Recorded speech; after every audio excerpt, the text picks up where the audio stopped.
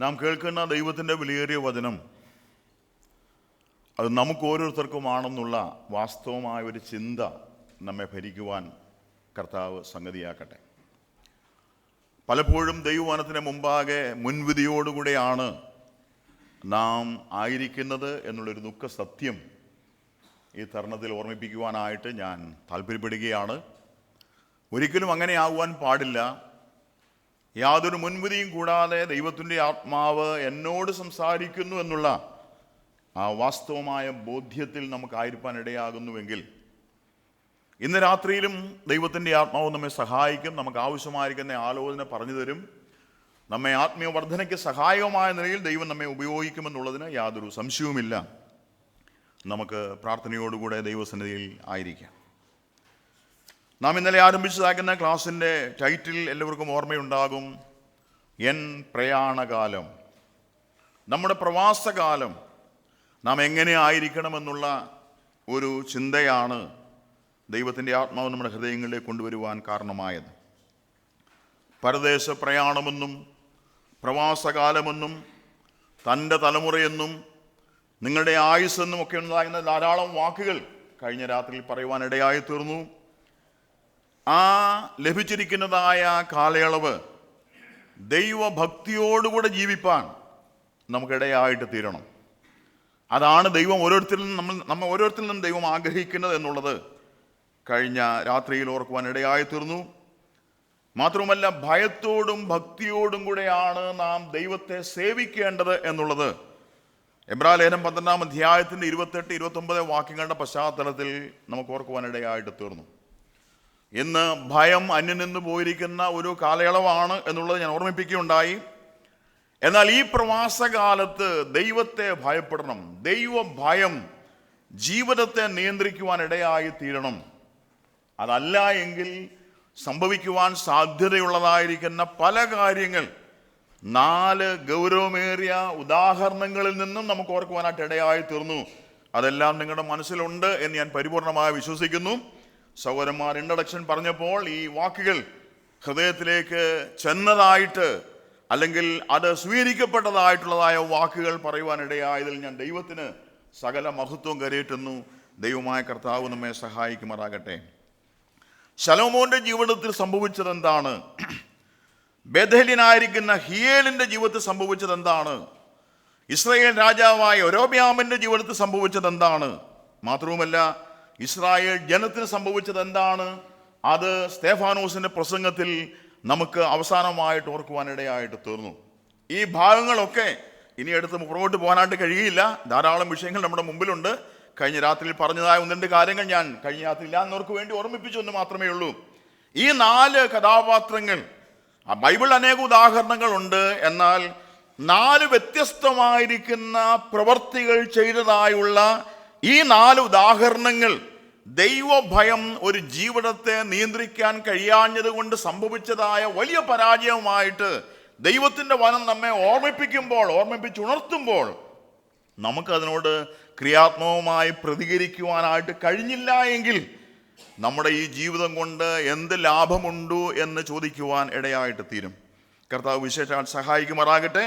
നാം കഴിഞ്ഞ രാത്രി അവസാനിപ്പിച്ചത് ഒന്ന് തുടങ്ങുവാനായിട്ട് ആഗ്രഹിക്കുന്നു. അപ്പോസ്തലപ്രവൃത്തിയുടെ പുസ്തകം 7-ാം അധ്യായത്തിൻ്റെ 39 മുതൽ 42 വരെയുള്ളതായ വാക്യങ്ങളിൽ ചില വാക്കുകൾ പറഞ്ഞാണ് നാം കഴിഞ്ഞ രാത്രിയിൽ അവസാനിപ്പിക്കുവാനിടയായത്. 4 പ്രധാനപ്പെട്ടതായ കാര്യങ്ങൾ അവിടെയുണ്ട്. ഹൃദയം കൊണ്ട് അവിടെ ആ വാക്യം ഒന്ന് വായിക്കാം. നമുക്ക് ആ വാക്യം വായിച്ചിട്ട് എളുപ്പം 2-ാമത്തെ വിഷയത്തിലേക്ക് ഒന്ന് ഓടി കടന്നു വരാം. അപ്പോസ്തലപ്രവൃത്തിയുടെ പുസ്തകം 7-ാമത്തെ അധ്യായം 39 മുതൽ 42 വരെയുള്ളതായ വാക്യങ്ങൾ.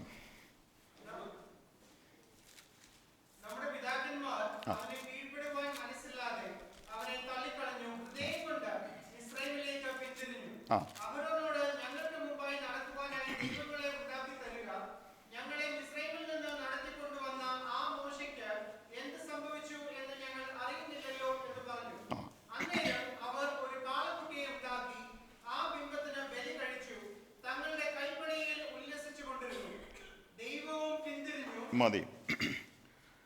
സ്തേഫാനോസിന്റെ ഈ പ്രസംഗത്തിൽ ദൈവത്തിൻ്റെ ആത്മാവിനാൽ നിയന്ത്രിതനായി നിറഞ്ഞവനായി നിന്നുകൊണ്ട് സ്തേഫാനോസ് പറയുന്ന ഈ വാക്കുകൾ ദൈവഭയം ജീവിതത്തെ ഭരിക്കുവാൻ ഇടയാകാതെ പോയ ഇസ്രയേലിൻ്റെ ചരിത്രമായി നിന്നുകൊണ്ടാണ് ഈ വാക്കുകൾ സ്തെഫാനോസ് പ്രസംഗിക്കുന്നത്. നമുക്കറിയാം, ഒന്നേ പ്രസംഗിക്കേണ്ടി വന്നുള്ളൂ, ഒന്നും കൂടെ പ്രസംഗിക്കാൻ അവസരം ഉണ്ടായില്ല. ഇത് പറഞ്ഞ പിന്നെ എങ്ങനെയാണ് പിന്നീടൊരു അവസരം ഉണ്ടാകുന്നതെന്നും നമ്മുടെ ഒരു ചോദ്യം അവിടെ ഉണ്ട്. ഒന്നേ പ്രസംഗിച്ചുള്ളൂ മതി. നൂറ്റാണ്ടുകൾക്ക് മുമ്പ് പ്രസംഗിച്ചതാക്കുന്ന ആ വാക്കുകൾ ഇന്നും ജീവിപ്പിക്കുന്നതായ വാക്കുകൾ തന്നെയാണ്.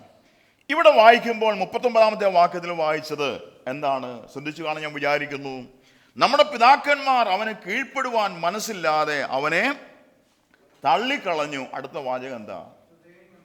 ഹൃദയം കൊണ്ട് മിസ്രൈമിലേക്ക് പിന്തിരിഞ്ഞു. ശരീരം എവിടെയാ? ശരീരം എവിടെയാ?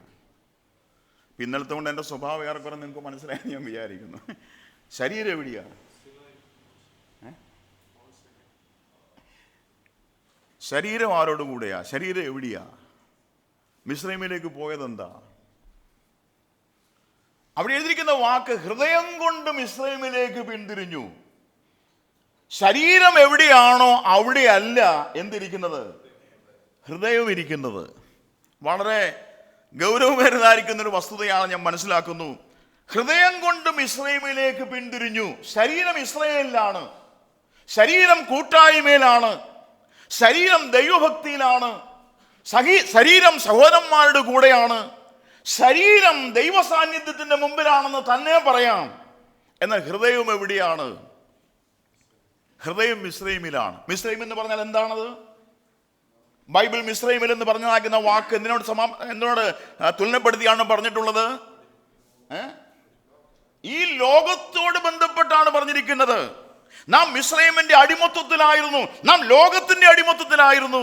എന്നാൽ ഇപ്പോഴും എന്ത് വിടുതലാണ് അവിടെ നിന്നുണ്ടായിട്ടുള്ളത്? ശരീരം ഈ സാധ്യതയാണ്, എന്നാൽ ഹൃദയം മിസ്രൈമിലേക്ക് പിന്തിരിഞ്ഞു.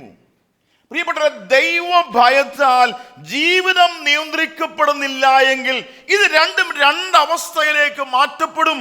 അങ്ങനെ മാറ്റപ്പെട്ടാൽ ഉണ്ടാകുന്ന അവസ്ഥ വളരെ ഗുരുതരമായിരിക്കും. ദൈവജനത്തിന്റെ മുമ്പിൽ വലിയൊരു മുന്നറിയിപ്പായിട്ടാണ് സ്തെഫാനോസ് ഈ വാക്കുകൾ വിളിച്ചു പറയുന്നത്. ഹൃദയം കൊണ്ട് മിസ്രൈമിലേക്ക് പിന്തിരിഞ്ഞു. ആ വാക്ക് കഴിഞ്ഞ് പല ദിവസങ്ങളായിട്ട് ഞാൻ നോട്ട് ചെയ്യുവാനിടയായി. എല്ലാം ഒന്നും വിശദീകരിക്കാനായിട്ട് സാധിക്കുന്നില്ല. ഹൃദയം മിസ്രൈമിലേക്ക് പോയി, വീണ്ടും ലോകത്തിന്റെ അടിമത്വത്തിലേക്ക് പോയി. ഗലാത്യലേഖനം 5-ാം അധ്യായത്തിന് 1-ാം വാക്യത്തിന്റെ അടിസ്ഥാനത്തിൽ നമുക്കറിയാം, സ്വാതന്ത്ര്യത്തിനായിട്ട് ക്രിസ്തു നമ്മെ സ്വതന്ത്രരാക്കി. എന്താ അവിടുത്തെ മുന്നറിയിപ്പ്? അടിമനുഖത്തിൽ പിന്നെയും കുടുങ്ങിപ്പോകരുത്. എന്താ ഈ കുടുങ്ങിപ്പോവുക എന്ന് പറഞ്ഞാൽ?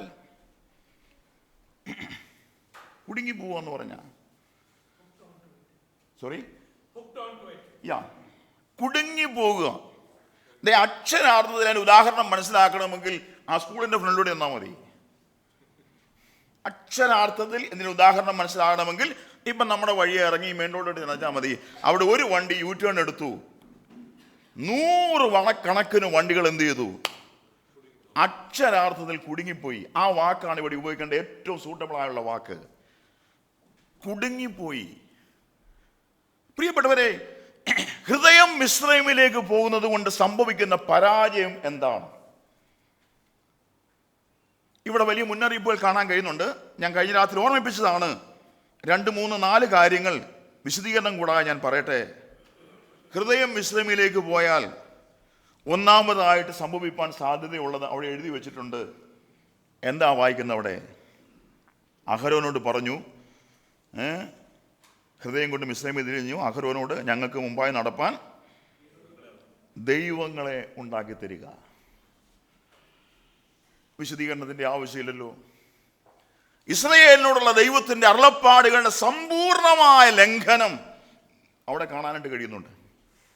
ഹൃദയം മിസ്രൈമിലേക്ക് പോയാൽ സംഭവിക്കുവാൻ സാധ്യതയുള്ള ഗൗരവമേറിയതായ ഒരു അനുഭവമായിട്ട് അതിനെ മനസ്സിലാക്കാൻ കഴിയും. ഞാൻ വിശദീകരിക്കാൻ ഇപ്പോൾ ആഗ്രഹിക്കുന്നില്ല. മറ്റൊരു കാര്യം അവിടെ എഴുതിയിരിക്കുന്നത് എന്താണ്? ഞങ്ങളുടെ കൂടെ ഉണ്ടും ഉറങ്ങിയും ഞങ്ങളെ നയിക്കുകയും ഞങ്ങളെ നടത്തുകയും ഞങ്ങൾക്ക് ഉപദേശം പറയുകയും ഞങ്ങളെ കൊണ്ടുവരികയും ചെയ്ത ഞങ്ങളുടെ നേതാവ് മോശ ഇപ്പോൾ എവിടെയാണ് ഞങ്ങൾക്ക് അറിയത്തില്ല. ഇവർക്കറിയാവോ? ഇവർക്കറിയത്തില്ലേ? അപ്പൊ ഇവർക്ക് തങ്ങളുടെ പ്രിയപ്പെട്ടവനോടുള്ളതായിരിക്കുന്ന ബന്ധം എന്താണ്? ഹൃദയം മിസ്രൈമിലേക്ക് കടന്നുപോയാൽ സംഭവിക്കുവാൻ സാധ്യതയുള്ളത്, പ്രിയപ്പെട്ടവരെ ഞാൻ ഗൗരവമായി പറയട്ടെ, നമ്മെ നടത്തുന്നവരെ തിരിച്ചറിയുവാൻ കഴിയാത്തതായ ഗുരുതരമായിരിക്കുന്ന ഒരു അവസ്ഥയിലേക്ക് ദൈവജനം മാറ്റപ്പെടും. മോശ മിസ്സിങ്, മോശ കാണുന്നില്ല. എന്ത് പറ്റിയെന്ന് ഞങ്ങൾക്കൊട്ട് അറിയത്തുമില്ല. മോശ ഹീ സേഫ്, മോശ വളരെ സുരക്ഷിതമായിട്ട് ദൈവസന്നിധിയിൽ ഉണ്ട്. ഈ സമയത്ത് മോശയുടെ അസാന്നിധ്യത്തിൽ അടുത്ത കാര്യം എന്തായിരുന്നു? വീണ്ടും വന്നു കാളക്കുട്ടി. അഹരോൻ പറയുന്നു, അവിടെ വായിക്കുന്നുണ്ട്, അഹരോൻ പറയുന്നു, അഹരോൻ ഒരു കാളക്കുട്ടിയെ ഉണ്ടാക്കി അവരുടെ മുമ്പിൽ കൊണ്ടുവന്ന് വെച്ചു. ആ ബിംബത്തിന് ബലി കഴിച്ചു. അടുത്ത വാക്ക് ഗൗരവമേറിയൊരു പദപ്രയോഗമാണ്. എന്താണ് എഴുതിയിരിക്കുന്നത്? അതിനു മുമ്പ് ഒരു വാക്കുണ്ട്. എന്തില്? കാളക്കുട്ടിയിലല്ല. അതും ഈ കാളക്കുട്ടിയാളുടെ ബന്ധം എന്താ? അവിടെ എഴുതിയിരിക്കുന്ന വാക്കിന് വളരെ ഗൗരവമുള്ള ഒരു പദപ്രയോഗമാണ്. തങ്ങൾ ഉല്ലസിച്ചുകൊണ്ടിരുന്നത് എവിടെയാണ്? തങ്ങളുടെ കൈപ്പണിയിൽ ഉല്ലസിച്ചുകൊണ്ടിരുന്നു. എന്താണ് ഇവിടുത്തെ കൈപ്പണി? ദൈവമില്ലാതെ ദൈവസങ്കല്പത്തിൽ ദൈവ സാദൃശ്യത്തിന് വേണ്ടി ഉണ്ടാക്കപ്പെട്ടതായതിൽ ആ കൈപ്പണിയിൽ അവരെന്ത് ചെയ്യുകയാണ്? അവർ ഉല്ലസിക്കുകയാണ്. ഹൃദയം മിസ്രൈമിലേക്ക് പോയാൽ, പ്രിയപ്പെട്ടവരെ, ഗുരുതരമായ ഒരു വിഷയത്തിലേക്കാണ് പരിശുദ്ധാത്മാവ് നമ്മെ കൊണ്ടുവരുന്നത്. ഹൃദയം മിസ്രൈമിലേക്ക് പോകുവാൻ ഇടയാകരുത്. ഇവിടെയാണ് വേർപാടും വിശുദ്ധിയും എന്ന് നാം പഠിപ്പിക്കുന്ന ഉപദേശത്തിൻ്റെ വ്യക്തമായ വെളിപ്പെടുത്തൽ കാണാനായിട്ട് കഴിയുന്നത്. ഇന്നത് അന്യം നിന്ന് പോയിരിക്കുന്ന കാലയളവിൽ നാം എത്തിയിരിക്കുകയാണ്. ദൈവഭയം വ്യക്തിജീവിതത്തെ ഭരിക്കണം. ദൈവഭയം കുടുംബജീവിതത്തെ ഭരിക്കണം. ദൈവഭയം സഭാജീവിതത്തെ ഭരിക്കണം. അങ്ങനെ സംഭവിക്കുന്നില്ല എങ്കിൽ, പ്രിയപ്പെട്ടവരെ, ദൈവം മുമ്പാകെ എനിക്ക് നിങ്ങൾക്കും സംഭവിപ്പാൻ പോകുന്ന വസ്തുതയെ വ്യക്തമായി പരിശുദ്ധാത്മാവ് തിരുവെടുത്ത് കാണിച്ചു തന്നിരിക്കുന്നത് കൊണ്ട് ഒരു ക്രിയാത്മകമായ പ്രതികരണം നമ്മുടെ ഭാഗത്തുണ്ടായേ മതിയാകുള്ളൂ. കർത്താവ് നമ്മെ വിശേഷാൽ സഹായിക്കട്ടെ. കർത്താവിൻ്റെ നാമത്തിന് മഹത്വമുണ്ടാകട്ടെ. അങ്ങനെ സംഭവിക്കുമ്പോഴാണ് ഏറ്റവും ഒടുവിലതായി പറഞ്ഞിരിക്കുന്ന കാര്യം, ദൈവവും പിന്തിരിഞ്ഞു. ഇത് ദൈവത്തിന് അസഹനീയമാണ്. പ്രിയപ്പെട്ടവരെ, ഇവിടെ നാം ഉൾക്കൊള്ളേണ്ട ഒരുപാട് ആത്മീക പാഠങ്ങളുണ്ട്. പലപ്പോഴും ദൈവ സാന്നിധ്യം ആണെന്നുള്ള സങ്കല്പത്തിൽ ചെയ്തു പോകുന്ന പല കാര്യങ്ങളുണ്ട്. കഴിഞ്ഞ രാത്രി ഞാൻ പറഞ്ഞു, യൊരോബെയാമിന്റെ സ്വമേധാ തീരുമാനത്തിൽ യഹോവയുടെ ഉത്സവം നടത്താൻ താല്പര്യപ്പെടുകയാണ്. യഹോവയുടെ ഉത്സവം എന്നാണ് അതിന്റെ പേര്. പക്ഷെ സ്വമേധ നിശ്ചയിച്ചതായിരിക്കുന്ന തീയതിയിൽ പാടില്ല, ദൈവം അനുവദിക്കുന്നില്ല.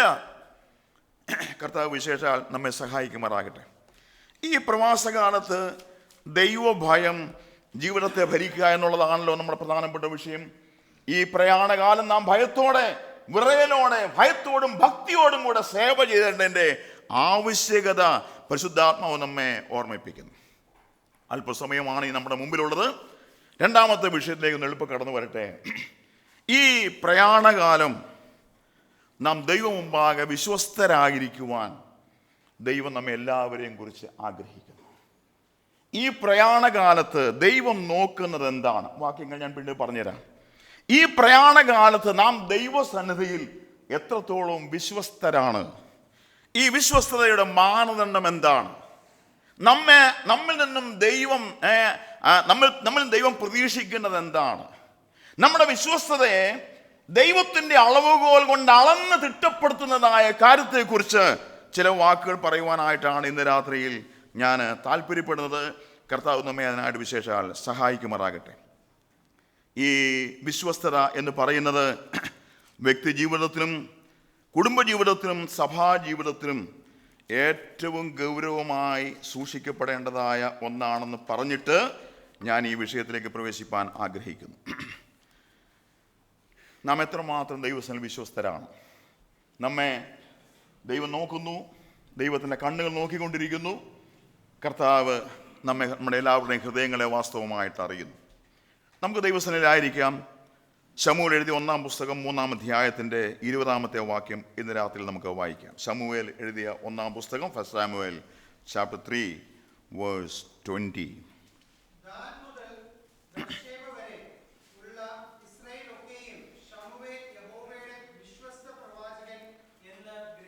മറ്റ് പലരെ പറ്റിയും പറയാത്ത വളരെ വ്യത്യസ്തമായിരിക്കുന്ന ഒരു പദപ്രയോഗം ശമൂവേലിനെ കുറിച്ച് പരിശുദ്ധാത്മാവ് ഇവിടെ രേഖപ്പെടുത്തിയിരിക്കുകയാണ്. ശമൂവേലിനെ കുറിച്ച് ദൈവത്തിന്റെ വചനം പറഞ്ഞു, ശമൂവേൽ ദൈവത്തിന്റെ വിശ്വസ്ത പ്രവാചകൻ. വിശ്വസ്ത പ്രവാചകൻ, ആ വാക്കിന് ഒരുപാട് അർത്ഥവ്യാപ്തിയുണ്ട്. ഞാൻ ആ ഭാഗത്തേക്ക് വരാം. എനിക്കാവും മക്കളെ, നാളെ സൺഡേ സ്കൂളിന്റെ വാശിയിൽ നടക്കുക. കൊച്ചുപിള്ളേരോട് ചോദിക്കുക, എന്താ ശമൂവേൽ എന്ന വാക്കിന്റെ അർത്ഥം? ചോദിക്കണ്ടായിരുന്നില്ലേ? ശമൂവേൽ എന്ന വാക്കിന്റെ അർത്ഥം ആരും മിണ്ടുന്നില്ല. എന്നോട് പണക്കാണോ? ശമൂവേൽ എന്ന വാക്കിന്റെ അർത്ഥം ദൈവം കേട്ടിരിക്കുന്നു എന്നാണ്. ഗോഡ് ഹിയറിംഗ്, ദൈവം കേട്ടിരിക്കുന്നു. ശമൂവേലിന്റെ 1-ാം പുസ്തകത്തിൽ 3 പ്രധാനപ്പെട്ടതായിരിക്കുന്ന ക്യാരക്ടറാണ് ഈ ഒരു പുസ്തകം മുഴുവൻ നിറഞ്ഞു നിൽക്കുന്നത്. ദൈവം കേട്ടിരിക്കുന്നു എന്ന അർത്ഥം വരുന്ന ശമൂവേൽ, പിന്നെ ദൈവത്തോട് ചോദിച്ചു വാങ്ങപ്പെട്ട ശൗൽ, 3 ദൈവത്തിന്റെ ഹിതമെല്ലാം നിവർത്തിക്കുന്ന ദാവീദ്. ഞാൻ പറഞ്ഞ വാക്കിന് തെറ്റ് വല്ലതും ഉണ്ടോ? ദാവീദിനെ പറ്റി എന്താ വായിക്കുന്നേ? അങ്ങനെയാ വായിക്കുന്നുണ്ടോ?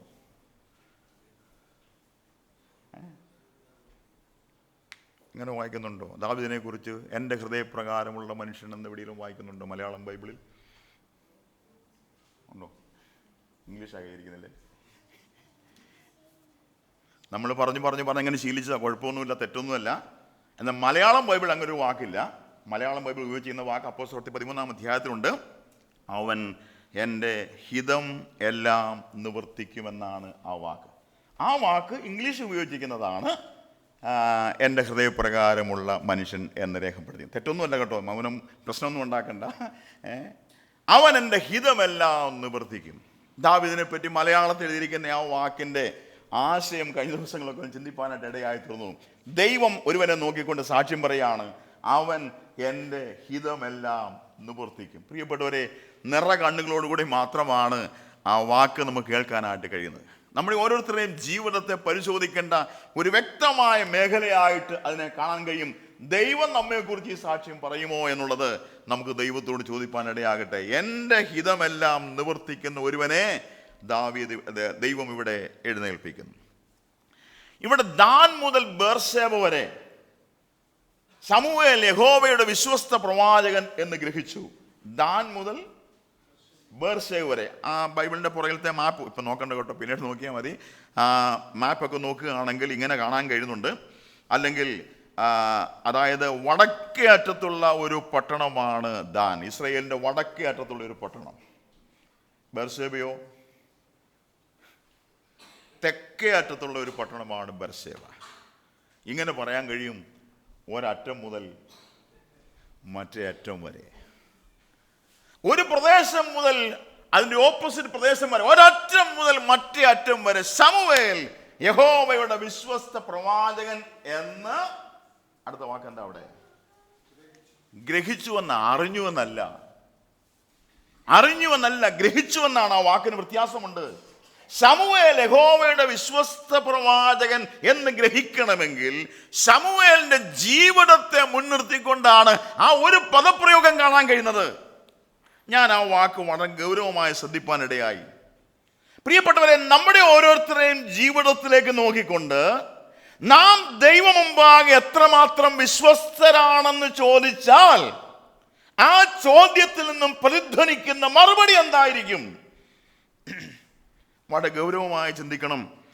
യഹോവയുടെ കണ്ണ് നോക്കുന്ന, അല്ലെങ്കിൽ ദൈവം നോക്കിക്കൊണ്ടിരിക്കുന്ന 2 പ്രധാനപ്പെട്ടതായ സ്ഥാനങ്ങളാണ്. 1 ജീവിതം, 2 നമ്മുടെ ശുശ്രൂഷ. അതെന്തുമായിക്കൊള്ളട്ടെ, പ്രസംഗമാണെങ്കിൽ പ്രസംഗം, അല്ലെങ്കിൽ മറ്റെന്തെങ്കിലും ആണോ അത്, സഭാഭരണമാണെങ്കിൽ അത്, എന്തുമായിക്കൊള്ളട്ടെ, ജീവിതവും ശുശ്രൂഷയും ഇല്ലാത്തവരാരും ദൈവമക്കളാണെന്ന് ഞാൻ വിശ്വസിക്കുന്നില്ല. ദൈവമക്കളാണെങ്കിൽ ഇത് രണ്ടും നമുക്ക് ദൈവം തന്നിട്ടുണ്ട്. ഒരളവിൽ അല്ലെങ്കിൽ മറ്റളവിൽ, ഒരു നിലയിൽ അല്ലെങ്കിൽ മറ്റൊരു നിലയിൽ വിവിധങ്ങളായ ശുശ്രൂഷകൾ ഞാനും നിങ്ങളും ചെയ്തു വരുന്നവരാണ്. ജീവിതവും ശുശ്രൂഷയും നോക്കിക്കൊണ്ടാണ് യഹോവയായിരിക്കുന്ന ദൈവം ഒരുവന്റെ വിശ്വസ്തതയെ വെളിപ്പെടുത്തുവാൻ താല്പര്യപ്പെടുന്നത്. ശമൂവേലിന്റെ ജീവിതത്തിൽ അത് ദൈവം വ്യക്തമായിട്ട് കാണുവാനായിട്ട് കഴിയുന്നു. ദൈവം നമ്മെ അളക്കുന്ന അളവുകോലാണ് എന്ത്? വിശ്വസ്തത എന്നുള്ളത്. ദൈവത്തിന് വേറൊന്നും അല്ല കാണേണ്ടത്, നോക്കേണ്ടത്. രണ്ട് വാക്യങ്ങൾ നമുക്ക് പരിചയമുള്ള വാക്യങ്ങളാണെന്ന് വായിക്കണം. ഒന്നാമത്തെ വാക്യം വായിക്കാൻ സമയമെടുക്കുന്നുള്ളൂ. യിരെമ്യാ പ്രവാചകന്റെ പുസ്തകം 5-ാം അധ്യായത്തിന്റെ 3-ാമത്തെ വാക്യത്തിൽ പ്രവാചകനായിരിക്കുന്ന യിരെമ്യാവ് എന്താ പറയുന്നറിയാമോ?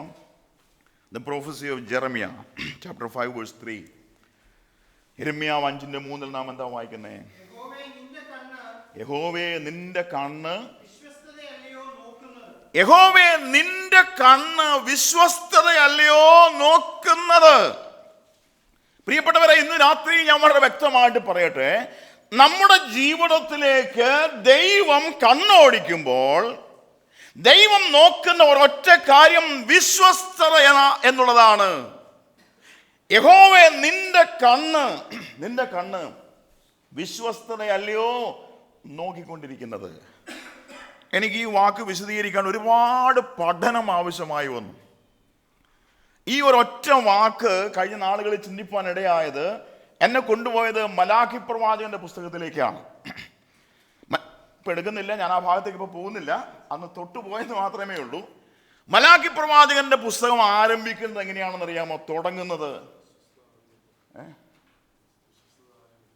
ഇല്ല. മലാഖി പ്രവാചകന്റെ പുസ്തകം ആരംഭിക്കുന്ന വാക്ക് മലയാളത്തിൽ ഉപയോഗിച്ചിരിക്കുന്നത് എന്താണ്?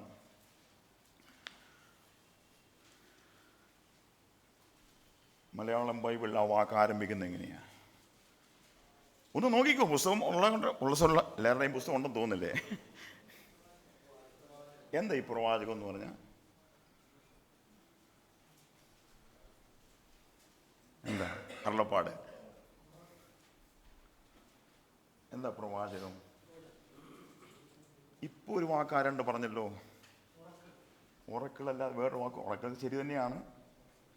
KJV ഉപയോഗിച്ചിരിക്കുന്ന വാക്ക് ദ ബേർഡൻ.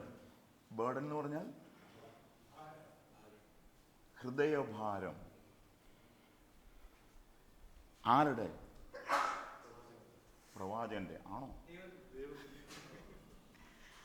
ദൈവത്തിന്റെ ഹൃദയഭാരം.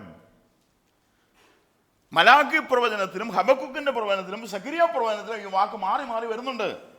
ഓറക്കിൾ അഥവാ ബേർഡൻ എന്ന് പറഞ്ഞാക്കുന്ന ഈ വാക്ക് ദൈവത്തിന്റെ ഹൃദയഭാരം അറിയിക്കുകയാണ്. എവിടെയാണെന്ന് അറിയാമോ അറിയിക്കുന്നത്? ഇതൊന്ന് പഠിക്കാൻ ശ്രമിക്കണം കേട്ടോ. ഞാൻ നാളെ അങ്ങ് പോകും, നിങ്ങൾക്കത് ഇട്ടു തന്നിരിക്കുകയാണ്. പ്രിയപ്പെട്ടവരെ, ഈ ചിന്ത മനസ്സിലേക്ക് കടന്നു വന്നപ്പോൾ എൻ്റെ സ്വസ്ഥത നഷ്ടപ്പെട്ടു. ഞാൻ സത്യം പറയാമല്ലോ, ഞാൻ ചില വാക്കുകൾ വായിക്കാനും പഠിക്കാനുമായിട്ട് തുടങ്ങി. കുറേ ഞാൻ എഴുതി വെച്ചു, തീർന്നിട്ടില്ല. എനിക്ക് എഴുതാൻ പോലും കഴിയുന്നില്ല. വാസ്തവത്തിൽ എൻ്റെ ജീവിതത്തെ തകർത്ത് കളഞ്ഞ ഒരു പ്രയോഗമായിട്ട് എനിക്കതിനെ കാണാൻ കഴിയുന്നുണ്ട്. കർത്താവ് അനുവദിക്കുന്നെങ്കിൽ, ദൈവം കൃപ തരുന്നെങ്കിൽ ഞാനത് എഴുതി തീർക്കുവാനായിട്ട് വളരെയധികം പാടുപെടുകയാണ്. ഞാൻ മണിക്കൂറുകളാണ് ആ വാക്കിൻ്റെ മുമ്പാകെ ഇരിക്കുവാൻ ഈ നാളുകളിൽ ഇടയാകുന്നത്. 5 ഹൃദയഭാരങ്ങളാണ് മലാഖി പ്രവാചകന്റെ പുസ്തകം. 5 ഹൃദയഭാരങ്ങൾ.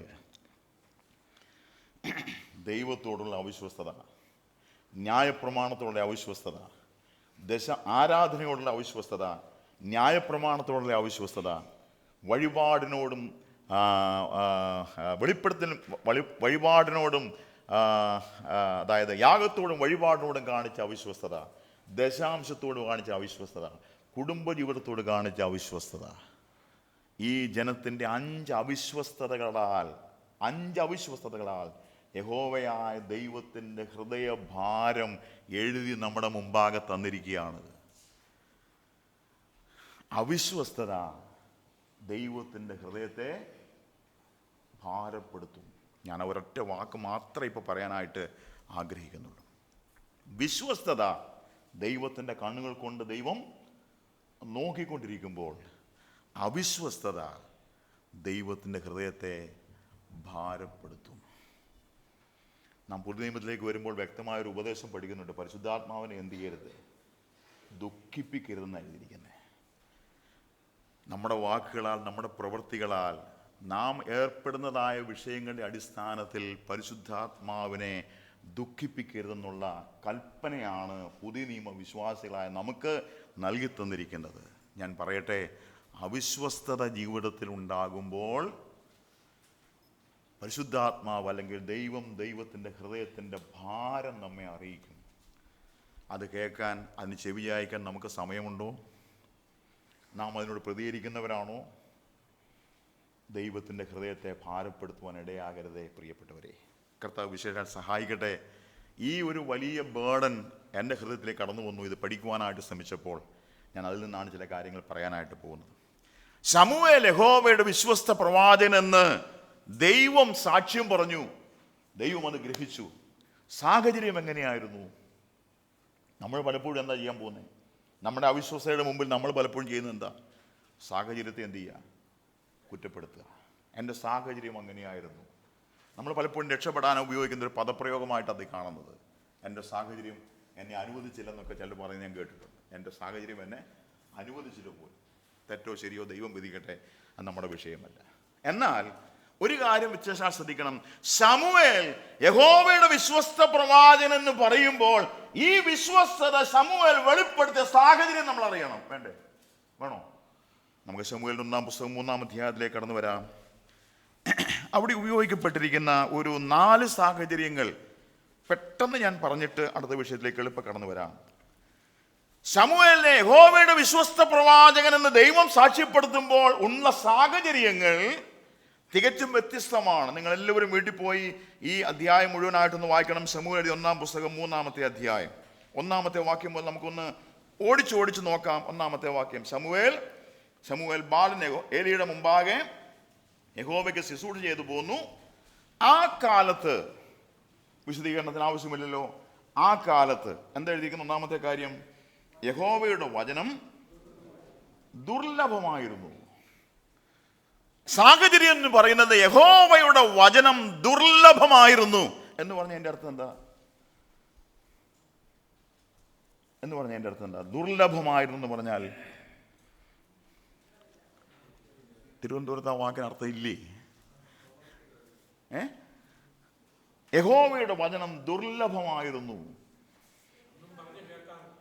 കേൾക്കുന്നില്ലല്ലേ? അറിയപ്പെടുന്നില്ല, സുലഭമല്ലായിരുന്നു, കുറവായിരുന്നു.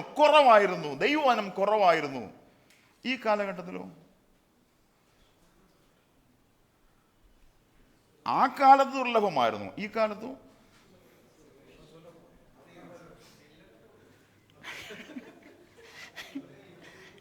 ചർച്ചയായി. ഏതായാലും മെസ്സേജ് പ്രയോജനപ്പെടുന്നുണ്ട്, നിങ്ങൾക്ക് അത് എൻജോയ് ചെയ്യാനായിട്ട് കഴിയുന്നുണ്ട്, വളരെ സന്തോഷം. ഈ കാലത്തോ? സുലഭമല്ലേ? ഇഷ്ടം പോലെ ഉണ്ട്, എവിടെ നോക്കിയാലും ഉണ്ട് അല്ലേ? അച്ചായൻ പറഞ്ഞു കേട്ടു കോട്ടയത്ത് ഇങ്ങനെ ഒരുത്തർ ഉണ്ടായിരുന്നു, ഞാൻ ഇപ്പോഴാണ് അറിയുന്നത്. അച്ചായൻ കോട്ടയംകാരനാണ്.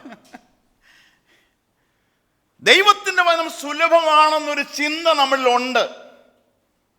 അങ്ങനെ അല്ല കേട്ടോ, അങ്ങനെ അല്ല. അങ്ങനെ ആയിരുന്നു, ഒരു കാലയളവുണ്ടായിരുന്നു, അത് ഞാൻ സമ്മതിക്കാം. എന്നാൽ ഇന്ന് ഈ തലമുറയിൽ ദൈവവചനം സുലഭമാണോ ദുർലഭമാണോ? ഇപ്പൊ നിങ്ങൾ എന്നോട് യോജിക്കുവോ? ആ കാലത്ത് യഹോവയുടെ വചനം ദുർലഭമായിരുന്നു. ഈ കാലത്തോ? ഈ കാലത്ത് ദൈവവചന കേൾവി സുലഭമാണ്, എന്നാൽ ദൈവവചനം ദുർലഭമാണ്. ഇന്ന് അനേകടത്തുനിന്ന് നാം കേൾക്കുന്നുണ്ട്. പക്ഷെങ്കിൽ പിടിച്ചുകൊള്ളപ്പെടുന്നവർ, ദൈവവചനത്തെ ദൈവവചനമായി ഏറ്റെടുക്കുന്നവർ, ഞാൻ ആദ്യം പറഞ്ഞല്ലോ, മുൻവിധിയോടുകൂടെ സമ്പൂർണമായിട്ട് അതിനെ തള്ളിക്കളയുന്ന സാഹചര്യത്തിൽ ഞാനും നിങ്ങളും ആയിരിക്കുമ്പോൾ, പ്രിയപ്പെട്ടവരെ, ഇത് ഏറ്റെടുക്കുവാൻ തയ്യാറാകുന്നവരുടെ എണ്ണം ശമൂവേലിന്റെ കാലത്തെ പോലെ, ഏലിയുടെ കാലത്തെ പോലെ തന്നെയാണെന്ന് പറഞ്ഞാൽ അതിലൊട്ടും അതിശോക്തിയില്ല. കേൾവി ധാരാളമുണ്ട്. യൂട്യൂബ് തുറന്നാൽ അതിനകത്ത്, TV തുറന്നാൽ അതിനകത്ത്, ഇനി അതല്ലെങ്കിൽ ഓടി നടന്ന് ഇതെല്ലാം കേൾക്കുന്നുണ്ട്. പക്ഷെങ്കിൽ എത്ര പേരുടെ ഹൃദയത്തിൽ ദൈവവചനം സൂക്ഷിച്ചു വെക്കുന്നുണ്ട്? ദാവീദ് പ്രാർത്ഥിച്ചൊരു പ്രാർത്ഥന ഓർമ്മയുണ്ടോ? ഞാൻ നിന്നോട് പാപം ചെയ്യാതിരിക്കേണ്ടതിന് നിന്റെ വചനത്തെ എൻ്റെ ഹൃദയത്തിൽ സംഗ്രഹിക്കുന്നു. ഹൃദയത്തിൽ ദൈവത്തിൻ്റെ വചനം ഈ തലമുറയിൽ എത്രത്തോളവും, ഈ കാലഘട്ടത്തിൽ എത്രത്തോളവും. നമ്മൾ പിള്ളേരെ കുറ്റം പറയുന്നുണ്ട്. പിള്ളേരെ ഒന്നും കുറ്റം പറയണ്ട. എന്നിൽ ദൈവവചനം ഉണ്ടെങ്കിൽ മാത്രമേ എൻ്റെ മക്കളിൽ ദൈവവചനം ഉണ്ടാകുകയുള്ളൂ. മക്കളെ കുറ്റപ്പെടുത്തിയിട്ടൊന്നും കാര്യമില്ല. ഞാൻ ദൈവവചനത്തെ സന്തോഷിക്കുന്നവനാണെങ്കിൽ മാത്രമേ എൻ്റെ മക്കൾ ദൈവവചനത്തെ സന്തോഷിക്കാൻ ഇടയാകുകയുള്ളൂ. ഞാൻ ദൈവവചനത്തിന്റെ ശിക്ഷണത്തിൽ ഞാൻ മുമ്പോട്ട് പോകുന്ന ആളാണെങ്കിൽ, ദൈവവചനത്തിന്റെ ഡിസിപ്ലിൻ എനിക്കുണ്ടെങ്കിൽ മാത്രമേ എൻ്റെ മക്കൾ ദൈവത്തിന്റെ വചനത്തെ സന്തോഷിക്കുന്നവരായിട്ട് തീരുകയുള്ളൂ. അല്ലെ അവർക്കൊന്നും ദഹിക്കരുത് കേട്ടോ. നമ്മൾ എന്നാ കസർത്ത് കാണിച്ചിട്ടും യാതൊരു കാര്യവുമില്ല, യാതൊരു കാര്യവും. തലമുറ വ്യത്യസ്തമാണ്, കാലഘട്ടം വ്യത്യസ്തമാണ്, സമയം വ്യത്യസ്തമാണ്, ചിന്താഗതി വ്യത്യസ്തമാണ്, ബുദ്ധിയുടെ വിഭാഗം വ്യത്യസ്തമാണ്.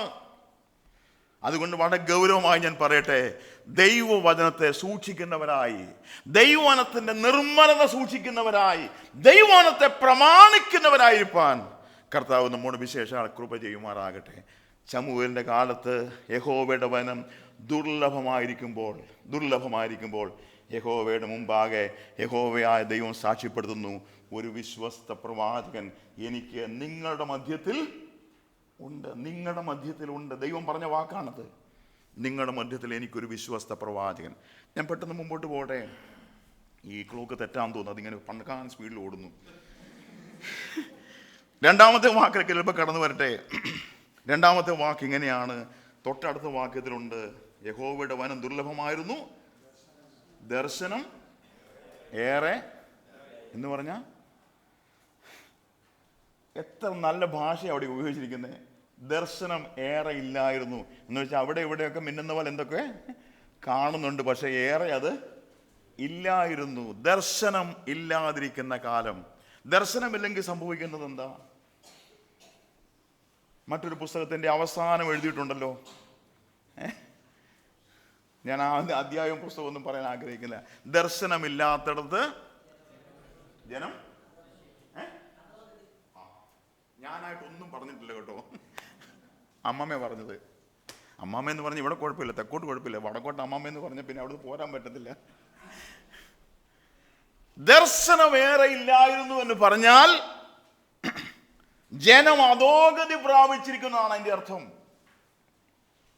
പ്രിയപ്പെട്ടവരെ, ഞാൻ ഒന്ന് ചോദിക്കട്ടെ, നാം പ്രാപിച്ചിരിക്കുന്ന ഗതി എന്താ? അധോഗതിയാണോ പുരോഗതിയാണോ?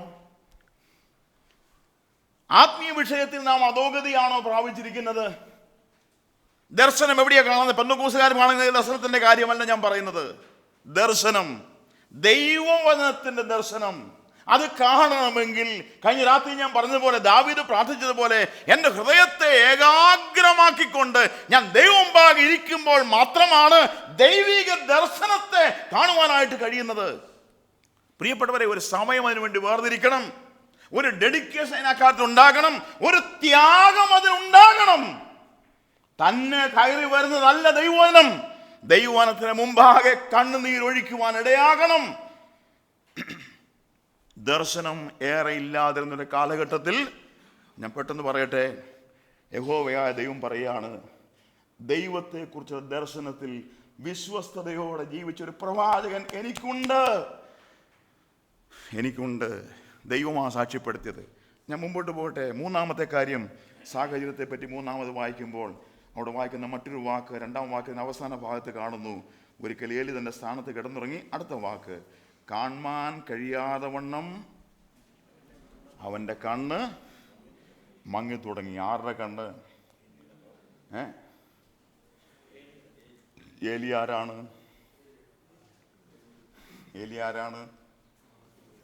ജനത്തിൻ്റെ മുമ്പിലെ മഹാപുരോഹിതനാണ്. മഹാപുരോഹിതൻ്റെ കണ്ണ് കാണാൻ മേലാതെ വന്നാൽ വിശ്വാസിയുടെ കാര്യം എന്താകും? അല്ലേ? തിരുമേനി പാപം ചെയ്താൽ, അങ്ങനെ ഒരു വാക്ക് ബൈബിളിൽ കാണുന്നില്ല, നമ്മൾ വിളിച്ച് അങ്ങനെ ആക്കിപ്പോയതാ കേട്ടോ. തിരുമേനി പാപം ചെയ്താൽ അയ്മേനിയുടെ സ്ഥിതി എന്താകും? കാണാൻ കഴിയാതെ വണ്ണം. എന്താ കാണേണ്ടത്? കാണാൻ കഴിയാതെ വണ്ണം ഇവിടെ എഴുതിയിട്ടുണ്ട്. എന്താ പുരോഹിതൻ കാണേണ്ടത്? പുരോഹിതൻ എന്താ കാണേണ്ടത്? പുരോഹിതൻ നോക്കുമ്പോൾ എല്ലാവരും ഒന്നും ചെയ്തിട്ടുണ്ട്, എല്ലാ മീറ്റിങ്ങിനും കൃത്യമായിട്ട് കാണുന്നുണ്ട്, വരുന്നുണ്ട്. ഇനി ആരെങ്കിലും വന്നില്ലെങ്കിൽ വാതിക്കൽ ഇറങ്ങുന്നവൻ്റെ പെടലേക്ക് പിടിക്കും. ഓക്കെ, അതൊക്കെ വേറെ വിഷയങ്ങളാണ്, അങ്ങോട്ടൊന്നും പോകുന്നില്ല. ഈ പുരോഹിതൻ കാണേണ്ടത് എന്താണ്? കാണാൻ കഴിയാതെ വണ്ണം. എന്ത് കാണാൻ? എന്ത് കാണാൻ? നിങ്ങൾ പറ. കാണാൻ കഴിയാതെ വണ്ണം അവന്റെ കണ്ണ് മങ്ങി തുടങ്ങിയിരിക്കുന്നു. എന്താ കാണേണ്ടത്? അതതിൻ്റെ വേറൊരു വേർഷനാണ്. ഞാൻ അങ്ങോട്ട് പോയാൽ ഞാൻ ജീവനോടെ ഇവിടുന്ന് പോകുമെന്ന് എനിക്ക് തോന്നുന്നില്ല. അതുകൊണ്ട് ഞാൻ ആ വേർഷനിലേക്ക് പോകുന്നില്ല. ഈ പുരോഹിതൻ കാണേണ്ടത് എന്താണ്? ഈ പുരോഹിതൻ കാണേണ്ടത് ദൈവത്തെയും ദൈവത്തിന്റെ അരുളപ്പാടുകളെയും കാണണം. ദൈവത്തെയും ദൈവത്തിന്റെ അരുളപ്പാടുകളെയും കാണേണ്ടതായ കാലത്ത്, കാണേണ്ടതായ സമയത്ത്, കാണേണ്ടതായ സാഹചര്യത്തിൽ മറ്റു പലതുമാണ് എന്ന് ഏലി കണ്ടുകൊണ്ടിരിക്കുന്നത്. അത് ശരിയാണ്, അത് ശരിയായി ഇപ്പൊ പറഞ്ഞത്. പക്ഷെ ആദ്യം ഇത് പറഞ്ഞിട്ട് വേണം മറ്റത് പറയാൻ. കാണേണ്ടത് കാണുവാൻ കഴിയുന്നില്ല. പ്രിയപ്പെട്ടവരെ, ഇന്നിന്റെ പ്രശ്നം എന്താ? ഈ കാലഘട്ടത്തിന്റെ പ്രശ്നം എന്താ? സഭയിലെ പ്രശ്നത്തിന്റെ കാരണം എന്താ? കാണേണ്ടതിനെ കാണേണ്ടതുപോലെ കാണുവാൻ കഴിയുന്നില്ല. അതാണ് പ്രശ്നം. അവിടെ മറ്റു പലതാ കാണുന്നത്. പ്രിയപ്പെട്ടവരെ, വളരെ ഗൗരവമായ കാര്യം തന്നെയാണ്. ഞാൻ കഴിഞ്ഞ രാത്രി പറഞ്ഞ പോലെ ഇതൊന്നും ആശ്വാസത്തിനോ ആരെയും വ്യക്തമായ സന്തോഷത്തിനൊന്നും ഈ ഫലമായൊന്നും എനിക്ക് തോന്നുന്നില്ല. ഇത് ഹൃദയത്തെ മുറിവേൽപ്പിക്കുന്നത് തന്നെയാണ്, ഹൃദയത്തെ വേദനിപ്പിക്കുന്നത് തന്നെയാണ്. നമ്മളുടെ ആദ്യ കൂടിക്കാഴ്ച ദൈവം എനിക്കിതാ തന്നത്, അതുകൊണ്ട് എനിക്കത് പറയാതിരിക്കാൻ കഴിയുന്നതല്ല. നാം കാണേണ്ടതിനെ കാണുന്നുണ്ടോ നമ്മുടെ ആത്മീയ ജീവിതത്തിൽ? നാം ശ്രദ്ധിക്കേണ്ടതിനെ ശ്രദ്ധിക്കുന്നുണ്ടോ നമ്മുടെ ആത്മീയ ജീവിതത്തിൽ? കുരുട്ട് കണ്ണുകൾക്ക് പ്രകാശം തരുവാൻ കടന്നു വന്ന കർത്താവിനെ കാണാൻ കഴിയുന്നുണ്ടോ? പരപരമേശ വരമരുളീശ എന്നുള്ള പാട്ട് ഭക്തൻ എഴുതിയപ്പോൾ ഈ ആശയത്തിലാണ് എഴുതിയത്? കാർമേഘത്തിനുള്ളിൽ ഞാൻ മിന്നും സൂര്യ ശോഭ കാണുമെന്നാണ് ഭക്തൻ എഴുതി വെച്ചത്. ഈ ജീവിതം മുഴുവൻ കാർമേഘ പടലങ്ങളാൽ നിറഞ്ഞിരിക്കുകയാണ്. അവിടെ കർത്താവിനെ കാണാൻ കഴിയുന്നുണ്ടോ? അവിടെ ആത്മീയത കാണാൻ കഴിയുന്നുണ്ടോ? നമ്മുടെ സംസാരം എന്താ? നമ്മുടെ സംസാരം, രണ്ട് ദൈവമക്കൾ കൂടിയിരിക്കുമ്പോൾ, ഒരുമിച്ച് കൂടുമ്പോൾ നമ്മുടെ സംസാരം എന്താ? നമ്മുടെ സംസാരം. ഇന്നൊരു ദൈവദാസനുമായിട്ട് ഞാൻ സംസാരിച്ചു, എനിക്ക് വളരെ സന്തോഷം തോന്നി. വേറൊന്നും പറയാനില്ല, വേറൊന്നും പറയാൻ ഉണ്ടാകരുത്, വേറൊന്നുമില്ല പറയാൻ, ഒറ്റ കാര്യമുണ്ട് പറയാൻ. ദൈവവനത്തിലെ സന്തോഷം, അതാണ് ഷെയർ ചെയ്യാനുള്ളത്. അതാണോ ഇന്ന് നമ്മുടെ സംസാരം? അതാണോ ഇന്ന് നാം കാണുന്നത്? അതോ നാം കൂടിയിരിക്കുമ്പോൾ പറയുന്ന വിഷയം എന്താണ്? ഇവിടെ പരിശുദ്ധാത്മാവ് പറയുകയാണ്, കാണാൻ കഴിയാതെ വണ്ണം കണ്ണു മങ്ങിപ്പോയി. ക്ഷമിക്കണം സഹോദരന്മാരെ, സഹോദരിമാരെ, നമ്മെ നടത്തുന്നവർ കാണേണ്ടതായ കാര്യം ചിലതൊക്കെ ഉണ്ട്. വിസ്മരിക്കരുത്, അത് കാണാനായിട്ട് കഴിയണം. കാണാൻ കഴിയാതെ വണ്ണം കണ്ണ് കുരുടായി പോകരുത്. ഇസ്രായേലിനോട് ദൈവം പറയുമ്പോൾ, അതായത് നിന്റെ ദൈവമായ കർത്താവിനെ പൂർണ്ണ ഹൃദയത്തോടും പൂർണ്ണ ആത്മാവോടും പൂർണ്ണ മനസ്സോടും പൂർണ്ണ ശക്തിയോടും കൂടെ സ്നേഹിക്കുക, അല്ലേ? ഒന്നാമത്തെ പ്രമാണം അതാണല്ലോ. ഈ പ്രമാണം തെറ്റിയവന്റെ മുമ്പിൽ പരിശുദ്ധാത്മാവ് പറഞ്ഞൊരു വാക്കുണ്ട് ഇസ്രായേലിനോട്, നിങ്ങളുടെ ഹൃദയത്തിൻ്റെ അഗ്രചർമ്മത്തെ പരിശോധന കഴിക്കാൻ പറഞ്ഞു. എന്നൊരു വാക്ക് വായിച്ചിട്ടുണ്ടോ? അല്ലെങ്കിൽ ആവർത്തന പുസ്തകം നോക്കിയാൽ മതി. 6-ാം അധ്യായത്തിലും 10-ാം അധ്യായത്തിലും യിരെമ്യാപ്രവചനം 4-ാം അധ്യായത്തിലും ഒക്കെ ആ വാക്ക് വരുന്നുണ്ട്. വാക്ക് എടുപ്പിക്കുന്നില്ല, സമയം മുമ്പോട്ട് പോകുന്നു. നിങ്ങളുടെ ഹൃദയത്തിൻ്റെ അഗ്രചർമ്മം പരിശോധന കഴിക്കാൻ എഴുതിയിരിക്കുന്നത്. ഹൃദയത്തിൻ്റെ അഗ്രചർമ്മം എങ്ങനെ പരിശോധന കഴിക്കുക? എങ്ങനെ കഴിക്കുക? സംശയമുണ്ടെങ്കിൽ ഞാൻ വാക്യെടുത്ത് കാണിക്കാം. യിരെമ്യാപ്രവചനം 4-ാം അധ്യായം 4-ാം വാക്യം വായിച്ചേ. യിരെമ്യാവ് 4:4.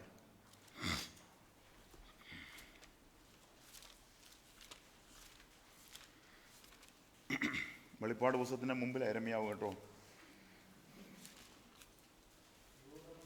3-ാം വാക്യം 4-ാം വാക്യം. I am sorry.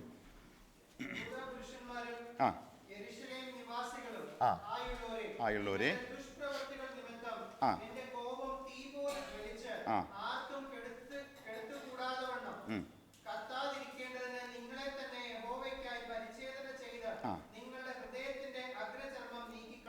എങ്ങനെയാ പറ്റുക? സർക്കംസിഷൻ അല്ലേ? എങ്ങനെയാ പറ്റുക? ഹൃദയത്തിന്റെ അഗ്രചർമ്മം എങ്ങനെയാ പരിശോധന കഴിക്കുന്നേ? എങ്ങനെയാ സഹോദരിമാരെ ഹൃദയത്തിന്റെ അഗ്രചർമ്മം പരിശോധന കഴിക്കുന്നത്? ഞാൻ ചോദിച്ച സമയം കളയുന്നില്ല. ഒറ്റ മാർഗമേ ഉള്ളൂ. പരിശോധന കഴിക്കണമെങ്കിൽ മൂർച്ചയുള്ള ഒരു ആയുധം വേണം. ഏതാ മൂർച്ചയുള്ള ആയുധം? ക്ലിയർ ആയില്ലേ? എബ്രായർ 4-ാം അധ്യായത്തിന്റെ 12-ാമത്തെ വാക്കിൽ എന്താ വായിക്കുന്നേ? ദൈവത്തിന്റെ വചനം ജീവനും ചൈതന്യവുമുള്ള ഇരുവായ്ത്തലയുള്ള ഏതു വാളിനേക്കാളും മൂർച്ചയേറിയതാണ്. ആ ദൈവത്തിന്റെ വചനം കൊണ്ട് ഹൃദയത്തിന്റെ അഗ്രചർമ്മത്തെ പരിശോധന ചെയ്യാൻ കഴിയുമ്പോൾ മാത്രമേ ഹൃദയത്തിൽ നിന്നും ദൈവത്തെ സ്നേഹിക്കുവാനായിട്ട് കഴിയുള്ളൂ. ഇതാണ് തന്റെ ജനത്തോട് ദൈവം പറഞ്ഞ പ്രമാണം. കണ്ണ് കാണുന്നില്ല, കണ്ണ് കുരുടായിരിക്കുന്ന അനുഭവം, ഹൃദയം കുരുടായിരിക്കുന്ന അനുഭവം, കാഴ്ച കാണാൻ കഴിയാത്ത, ഹൃദയത്തിൽ നിന്നും സ്നേഹം വെളിയിലേക്ക് വരുവാൻ കഴിയാത്ത ആ അവസ്ഥയിലേക്ക് ദൈവജനം മാറ്റപ്പെട്ടു. ഒരളവിൽ പറഞ്ഞാൽ ഹൃദയം എന്ത് ചെയ്തു? കഠിനപ്പെട്ടു. ആ കാഠിന്യം കൂടിയാൽ ഫറവോന്റെ ഹൃദയത്തോട് ദൈവം ചെയ്തതുപോലെ ചെയ്യേണ്ടതായിട്ട് വരും. ദൈവവചനത്തിന്റെ മുമ്പാകെ ഞാൻ എൻ്റെ ഹൃദയത്തെ തകർക്കുന്നില്ല എങ്കിൽ, അത് തകരപ്പെടുന്നില്ല എങ്കിൽ, ദൈവം അത് കണ്ടാൽ ഫറവോന്റെ ഹൃദയത്തെ ദൈവം എന്ത് ചെയ്യുന്ന കഴിക്കുന്നത്? കഠിനപ്പെടുത്തി. ആ കാഠിന്യത്തിന്റെ തീവ്രതയിലേക്ക് ദൈവം നമ്മെ തള്ളിക്കളയും, യാതൊരു സംശയവുമില്ല കേട്ടോ. കർത്താവ് വിശേഷാൽ സഹായിക്കട്ടെ. കാണുവാൻ കഴിയാതെ വണ്ണം അവൻ്റെ കണ്ണ് മങ്ങിത്തുടങ്ങിയതാണ് സാഹചര്യം. അപ്പോൾ എല്ലാം കാണുന്ന ഒരു വിശ്വസ്ത പ്രവാചകൻ എനിക്കുണ്ട്. ഈ സാഹചര്യത്തിൽ ദൈവം സാക്ഷ്യപ്പെടുത്തുന്നു. 4-ാമത്തെ കാര്യം ഇപ്പോൾ പറഞ്ഞു വരട്ടെ. 4-ാമത്തെ കാര്യം എന്താണ്? തൊട്ടടുത്ത വാക്യത്തിൽ ശമൂവേൽ ദൈവത്തിൻ്റെ പെട്ടകം ഇരിക്കുന്ന വാക്യം കണ്ടോ? 1 ശമൂവേൽ 3:3. ശമൂവേൽ ദൈവത്തിൻ്റെ പെട്ടകം ഇരിക്കുന്ന യഹോവയുടെ മന്ദിരത്തിൽ ദൈവത്തിൻ്റെ വിളക്ക് കടുന്നതിന് മുമ്പേ. സഹോദരൻ, അതിനകത്ത് തെറ്റുവല്ലോ ഉണ്ടോ? വാക്യത്തിനകത്ത് ഡോക്ടർ ജോൺ ആബ്രഹാമിനോടാ എനിക്ക് പുള്ളിയോട് ധൈര്യമായിട്ട് ചോദിക്കും, കുഴപ്പമില്ല. ആ വാക്യത്തിന് വായിച്ചതിനകത്ത് തെറ്റുണ്ടോന്നല്ല, വാക്യത്തിൽ തെറ്റുവല്ലോ ഉണ്ടോ? ദൈവത്തിൻ്റെ വിളക്ക് കെട്ടുപോകുന്നതിന് മുമ്പേ ചെന്ന് കിടന്നു. ദൈവത്തിൻ്റെ വിളക്ക് കെടാൻ ആരാ പറഞ്ഞേ? എവിടെയാ പറഞ്ഞിരിക്കുന്നത്? ആരാ പറഞ്ഞെന്നുള്ളത് ശരിയാണ്. എവിടെയാ പറഞ്ഞത്? പുറപ്പാട് പുസ്തകം 27-ാം അധ്യായത്തിന്റെ 20-21 വാക്യങ്ങളിലും ലേവ്യ പുസ്തകം 24-ാം അധ്യായത്തിന് 1-4 വരെയുള്ള വാക്യങ്ങളിലും വ്യക്തമായിട്ട് എഴുതിയിരിക്കുന്നു. എന്തെഴുതിയിരിക്കുന്നു? ദൈവമന്ദിരത്തിലെ വിളക്ക് കെടാൻ പാടില്ല. അത് നിത്യം എന്ത് ചെയ്തുകൊണ്ടിരിക്കണം? കത്തിക്കൊണ്ടിരിക്കണം. ദൈവത്തിന്റെ വിളക്ക് കെടാൻ പാടില്ലെങ്കിൽ ഈ വിളക്ക് കത്തുന്നതിന് ആവശ്യമായ ഒലിവെണ്ണ, എന്ത് എണ്ണയാ വേണ്ടത്? അവിടെ ഒരു വാക്കൂടെ കൂട്ടിച്ചേർത്തുണ്ട്. എന്ത്? ചക്കിലാട്ടിയ എണ്ണ എന്നാണോ? പിന്നെ ലേവ്യ പുസ്തകവും പുറപ്പാട് പുസ്തകവും വായിച്ചുള്ളവർക്കറിയാം അവിടെ ഉപയോഗിക്കുന്ന എണ്ണ എന്താണെന്നറിയാമോ? ഇടിച്ചെടുത്ത, അതൊക്കെ വിട്ടുപോലും കേട്ടോ, ഇടിച്ചെടുത്ത തെളിവുള്ള ഒലിവെണ്ണ എന്നാണ് എഴുതിയിരിക്കുന്നത്. ഇടിച്ചെടുത്ത തെളിവ്. ചക്കിലാട്ടി തന്നെ കുഴപ്പം, കത്തുകയല്ലേ? എണ്ണ ഏതാണെങ്കിലും കത്തും. അയ്യോ, ദൈവത്തിനത് വേണ്ട. ദൈവത്തിന് വേണ്ടത് ഇടിച്ചെടുത്ത തെളിവുള്ള ഒലിവെണ്ണയാണ്. അതിന് ഇച്ചിരി പണിയുണ്ട് കേട്ടോ. മറ്റേത് കൊണ്ട് കൂട്ടിയിട്ട് അരച്ചെടുക്കുന്ന പോലെയല്ല ഇത്. ഈ ഒലിവെണ്ണ അതിൻ്റെ പഴം പാകമാകുമ്പോൾ അതിൻ്റെ തൊലി ചെത്തിയെടുത്ത് വെയിലത്തിട്ട് ഉണക്കണം. അത് വളരെ ബദ്ധപ്പാടുള്ള പണിയാണ്. ഇതാരാ കൊണ്ടുവരേണ്ടത്? പുരോഹിതൻ കൊണ്ടുവരണം. എവിടെയാണ് കൊണ്ട് വെക്കേണ്ടത്? സമാഗമന കൂടാരത്തിൽ കൃപാസനത്തിന് തൊട്ടടുത്ത് ഒരു ഭരണി വെച്ചിട്ടുണ്ട്, അതിനകത്ത് കൊണ്ട് ഒഴിക്കണം. പുരോഹിതൻ എന്നും വന്ന് നോക്കുമ്പോൾ എന്താ കാണുന്നത്? അങ്ങോട്ട് ആരും ചെല്ലുന്നുമില്ല, എണ്ണയോട്ട് ഒഴിക്കുന്നുമില്ല. ഇതെന്ത് ചെയ്ത് ഇതിനകത്തിരിക്കുന്നത്? തീർന്നുകൊണ്ടിരിക്കുക. തീർന്നുകൊണ്ടിരിക്കുകയാണ്. യഹോവയുടെ വിളക്ക് കത്തി നിരന്തരം കത്തിക്കൊണ്ട് പോകാൻ ആവശ്യമാക്കുന്ന എണ്ണ അതിനകത്തില്ല. അപ്പൊ സ്ഥിരം എന്തായി പോയി? രാത്രിയല്ലേ, ഇനി വെട്ടത്തിന്റെ ആവശ്യമില്ലല്ലോ. കിടന്നുറങ്ങി കഴിഞ്ഞാൽ പിന്നെ എന്തിനാ എണ്ണ, പിന്നെന്തിനാ വിളക്ക്? പ്രിയപ്പെട്ടവരെ, ഒരുപാട് സത്യങ്ങൾ അവിടെ മനസ്സിലാക്കുവാനായിട്ടുണ്ട്. ദൈവസഭ, എഫേസു സഭയുടെ പ്രശ്നം എന്തായിരുന്നു? ആദ്യ സ്നേഹം വിട്ടുകളഞ്ഞു. എന്താ ദൈവം അവരോട് കൊടുത്തിരിക്കുന്ന കാര്യം? ദൈവം അവർക്ക് കൊടുത്ത പണിഷ്മെന്റ് എന്താ? ഞാൻ വന്നാൽ നിന്റെ നിലവിളക്ക് അവന്റെ സ്ഥാനത്ത് ഞാൻ മാറ്റിക്കളയും. ഈ നിലവിളക്കിനോട് ബന്ധപ്പെട്ട് ഒരുപാട് പാഠങ്ങളുണ്ട്. ഞാൻ ആ ഭാഗത്തേക്കൊന്നും ഇപ്പൊ പോകുന്നില്ല. ഞാൻ ഇങ്ങനെ പറയട്ടെ, ദൈവസഭ ദൈവമാക്കി വെച്ച ഈ സ്ഥാനത്ത് ശോഭിക്കണമെങ്കിൽ, പ്രകാശിക്കണമെങ്കിൽ, ആ പ്രകാശം പരക്കണമെങ്കിൽ, പ്രിയപ്പെട്ടവരെ, അതിന്റെ പിന്നിലൊരു ത്യാഗമുണ്ട്, അതിന്റെ പിന്നിലൊരു അധ്വാനമുണ്ട്, അതിന്റെ പിന്നിൽ ചില വേർപ്പുണ്ട്, അതിന്റെ പിന്നിൽ ചില കണ്ണുനീരുണ്ട്. അതില്ലാത്തിടത്തോളം കാലം ഈ എണ്ണ ലഭ്യമല്ല. ഇതിനൊക്കെ ആർക്കാ നേരം? ഈ ഇടിച്ചെടുത്ത തെളിവുള്ള ഒലിവെണ്ണ ഉണ്ടാക്കുവാൻ ആർക്കാണ് സമയം? ഇത് കെട്ടുപോയിക്കൊണ്ടിരിക്കുകയാണ്. പാടില്ല കേട്ടോ, പാടില്ല. ദൈവസഭയാണ്. കർത്താവ് വിശേഷാൽ സഹായിക്കട്ടെ. ഒരു വാക്കൂടെ എവിടെയുണ്ട്? ഈ സംഭവത്തിന് മുമ്പിൽ ദൈവം ശമൂവേലിനെ വിളിക്കുന്നു. ശമൂവേലിനെ വിളിക്കുമ്പോൾ ആരാ കേൾക്കേണ്ടത്? ഏലിയാണ് കേൾക്കേണ്ടത്. ഏലി കേട്ടില്ല. ശമൂവേൽ ആരുടെ അടുക്കലേക്ക് ചെല്ലുന്നു? ഏലിയുടെ അടുക്കലേക്ക് ചെന്നു. എന്നെ വിളിച്ചോ? ഇല്ല, ഞാൻ വിളിച്ചില്ല. നീ എന്ത് ചെയ്തു? നീ പോയി കിടന്നുറങ്ങിക്കൂ. രണ്ടാമതും വിളിച്ചു, എഴുന്നേറ്റ് വന്നു. അച്ചായ എന്നെ വിളിച്ചോ? ഇല്ല, ഞാൻ വിളിച്ചില്ല, നീ പോയി കിടന്നു. മൂന്നാമത് വിളിച്ചു. മൂന്നാമത്തെ വിളിയുടെ മുമ്പിൽ പറഞ്ഞു, ഒരു സംശയം തോന്നുന്നുണ്ട്, ഇപ്പോൾ ഈ ആ സമയത്ത് വിളിക്കാൻ ഇവിടെ ആരുമില്ല. ഇനി എങ്ങാനും ഞാൻ ക്ഷമിക്കണം കേട്ടോ, ഈ എങ്ങാനും ദൈവം തമ്പുരാൻ അങ്ങനെ വിളിച്ചെങ്കിൽ നീ ഒരു കാര്യം ചെയ്തു, ഞാനോ കേൾക്കുന്നില്ല, നീ എന്ത് ചെയ്തു? അരുളി ചെയ്യണമേ അടിയൻ കേൾക്കുന്ന ഒരു വാക്ക് പറഞ്ഞു. വിശദീകരണം ഒന്നും പറയണം, നിങ്ങൾക്കറിയാമല്ലോ. പ്രിയപ്പെട്ടവരെ, സാഹചര്യം വ്യത്യസ്തമാണ് കേട്ടോ.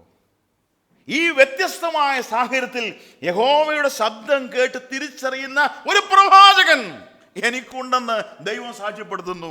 ജീവിതം വിശ്വസ്തയോടുകൂടി ഉള്ളതായിരിക്കണം. ഞാൻ പെട്ടെന്ന് അവസാനിപ്പിക്കാം. ശമൂവേലിനെ സംബന്ധിച്ച് 5 കാര്യങ്ങൾ ഈ ഒരൊറ്റ വാക്യത്തിൽ അടങ്ങിയിട്ടുണ്ട്.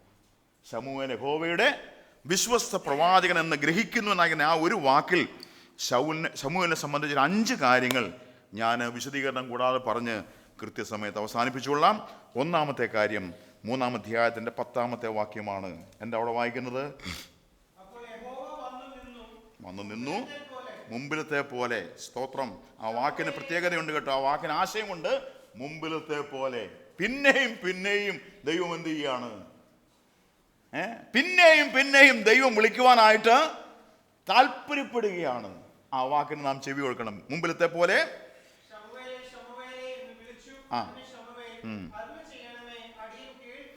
അരുളി ചെയ്യണമേ അടിയൻ കേൾക്കുന്നു. ഇവിടെ ഏകവചനത്തിലാണ് ആ പ്രയോഗം. അടിയൻ കേൾക്കുന്നു. പുരോഹിതൻ എവിടെയുണ്ട്? ഞങ്ങൾ കേൾക്കുന്നു എന്നല്ല, നീ കൽപ്പിക്ക്, അത് കേൾക്കാൻ ഞാൻ തയ്യാറാണ്. യഹോവയായ ദൈവമേ, നീ അരുളി ചെയ്യുക, ഞാനത് കേൾക്കാൻ തയ്യാറാണ്. ഇന്ന് രാത്രി എൻ്റെ വാത്സല്യമുള്ള പ്രിയപ്പെട്ടവരെ, ഞാൻ ആത്മാർത്ഥമായിട്ട് ചോദിക്കട്ടെ, ദൈവത്തിൻ്റെ അരുളപ്പാടുകൾക്ക് വാസ്തവമായി ചെവിചായിക്കുവാൻ നമുക്ക് താല്പര്യമുണ്ടോ? നാം പലപ്പോഴും ഈ മർക്കടമുഷ്ടിയുമായിട്ടാണ് നാം ദൈവസന്നിധിയിലായിരിക്കുന്നതെങ്കിൽ കഠിന ഹൃദയത്തോടു കൂടിയാണ് ദൈവസന്നിധിയിലായിരിക്കുന്നെങ്കിൽ ഇന്ന് രാത്രി ദൈവത്തിൻ്റെ ആത്മാവ് ഇടപെടട്ടെ എന്ന് മാത്രം ഞാൻ പറയുകയാണ്. പാടില്ല പ്രിയപ്പെട്ടവരെ, പാടില്ല. യഹോവയായ ദൈവത്തിൻ്റെ ശബ്ദം കേട്ട് അത് തിരിച്ചറിയുന്നവരായിരിക്കാൻ നമുക്കിടയാകണം. ഇത് യഹോവയുടെ ശബ്ദമാണ് എന്ന തിരിച്ചറിവ് നമുക്കുണ്ടാകണം. നമ്മുടെ ജീവിതം എന്ന് പറഞ്ഞാൽ എന്താ പറയുക, ശബ്ദ കോലാഹലങ്ങളെ കൊണ്ട് നിറഞ്ഞിരിക്കുന്ന ഒരു സാഹചര്യമാണ് നമ്മുടെ ഓരോരുത്തരും ജീവിതം.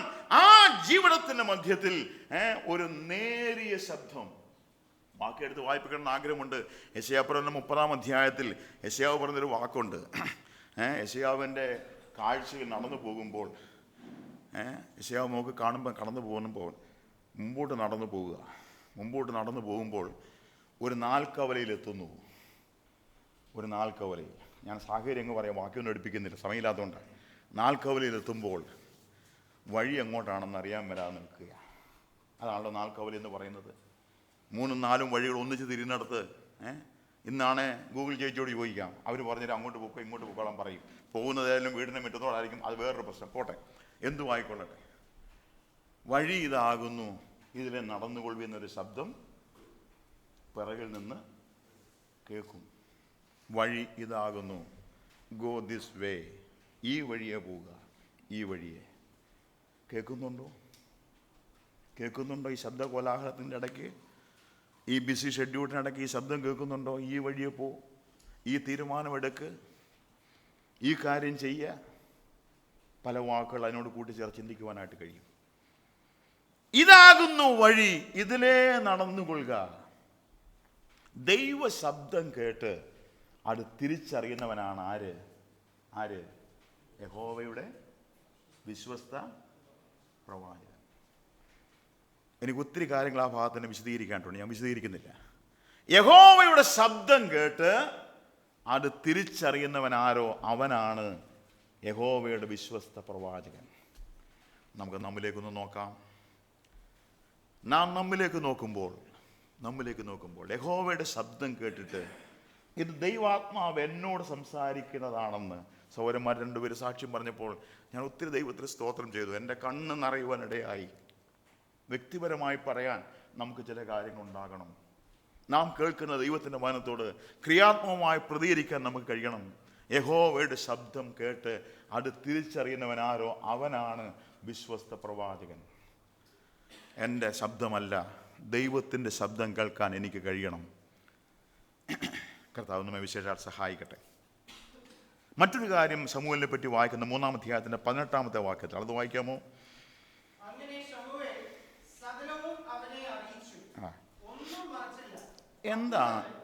എന്താണ് ശമൂവേൽ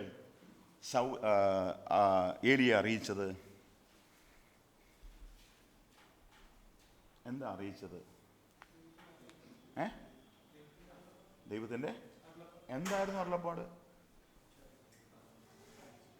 എന്തായിരുന്നു ദൈവത്തിൻ്റെ അരുളപ്പാട്? ഒന്നുമില്ലായിരുന്നോ? അതെന്താന്നാ ഞാൻ ചോദിച്ചേ.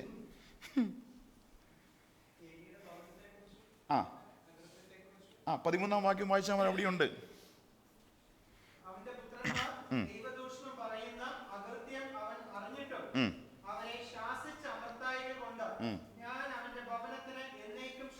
ഞാൻ അവൻ്റെ ഭവനത്തിന് എന്നേക്കും ശിക്ഷ വിധിക്കും എന്ന് ഞാൻ അവനോട് കൽപ്പിച്ചിരിക്കുന്നു. അടുത്ത വാക്ക്, ഏലിയുടെ ഭവനത്തിൻ്റെ അകൃത്യത്തിന്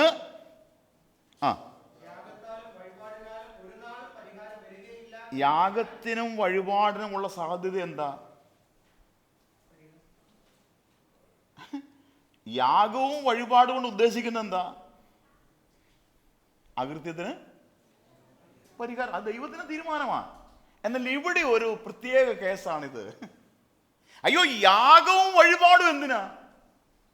ഒരുവൻ അകൃത്യം ചെയ്താൽ, ഒരുവൻ പാപം ചെയ്താൽ അവൻ എന്ത് ചെയ്യണം? യാഗം കഴിക്കണം, അവൻ വഴിപാട് കൊണ്ടുവരണം. അത് ദൈവത്തിന്റെ കൽപ്പനയാണ്.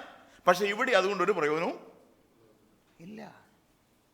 യാഗം കൊണ്ടും വഴിപാട് കൊണ്ടും ദൈവം ആഗ്രഹിക്കുന്നത് ഇവിടെ പ്രവർത്തനയോഗ്യമല്ല, ഇവിടെ അത് ഭൂഷണമല്ല. ഞാൻ അവന് ശിക്ഷ കൽപ്പിച്ചിരിക്കുന്നു. ശമൂവേൽ എന്ത് ചെയ്യണം? ശമൂവേൽ എന്ത് ചെയ്യണം? ആരോട് പറയണം? എന്തായിരിക്കും റിയാക്ഷൻ?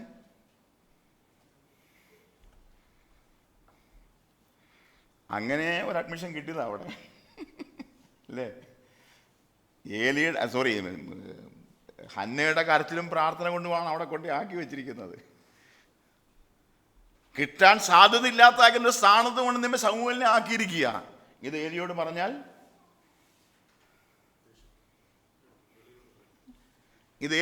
ശമൂവേലിന്റെ ജീവിതം കഷ്ടമാകും. പക്ഷെ പരിശുദ്ധാത്മ അവിടെ എഴുതിയിരിക്കുന്ന ഒരു വാക്ക് എന്താണെന്നറിയാമോ? ഒന്നും മറച്ചില്ല.